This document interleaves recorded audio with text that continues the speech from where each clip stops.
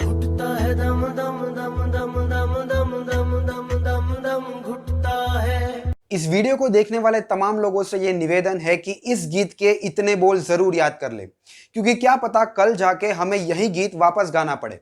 और अगर आपको लगता है कि कोरोना के जाने के बाद हमें इन मास्क से छुटकारा मिल जाएगा, शायद नहीं, क्योंकि कोरोना शायद चला जाए लेकिन ये हवा कहीं नहीं जाने वाली। और बदकिस्मती से ये हवा बहुत ही ज्यादा पॉल्यूटेड है।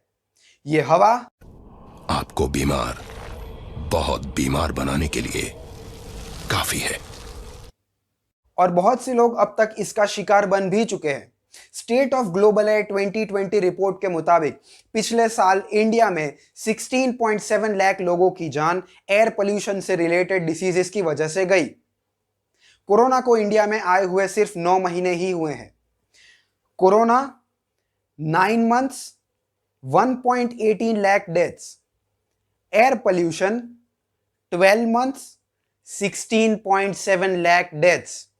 इसी एयर पोल्यूशन की वजह से 1.16 लाख बच्चों की जान 1 महीने से कम की उम्र में चली गई। एयर पोल्यूशन मेरी और आपकी हेल्थ के लिए एक बहुत बड़ा इश्यू बन चुका है। पार्टिकुलेट मैटर कॉन्सेंट्रेशन, जिसका सादी भाषा में अर्थ यह होता है कि यह आंकड़ा जितना ज्यादा उतनी आपकी एयर ज्यादा पोल्यूटेड। इंडिया का आंकड़ा है 83.2 माइक्रोग्राम पर मीटर क्यूब। अब थोड़ा कंपैरिजन करते हैं।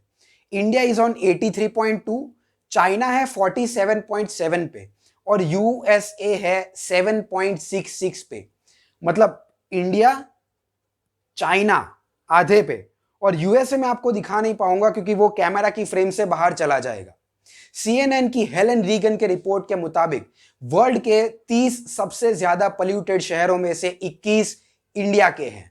मैं यहां तक पहुंचा तो मुझे लगा कि हाँ, इससे ज्यादा और कुछ खराब नहीं हो सकता।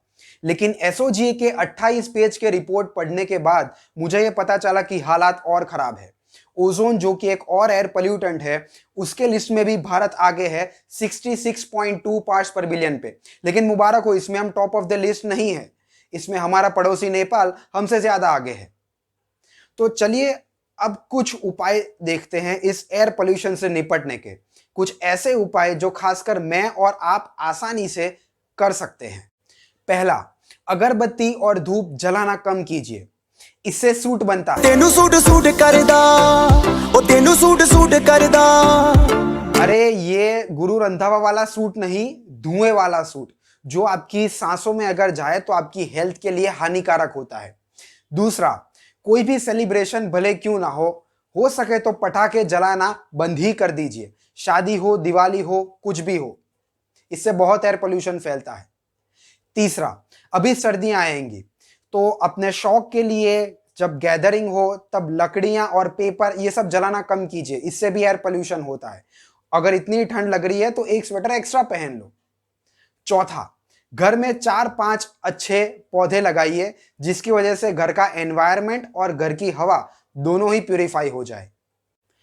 चाइना में कुछ समय पहले ऐसे ही हालात थे।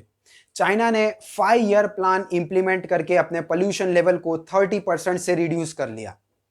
इंडिया इस मामले में थोड़ा सा लेट है। हमने पिछले साल ही national clean air program implement किया है।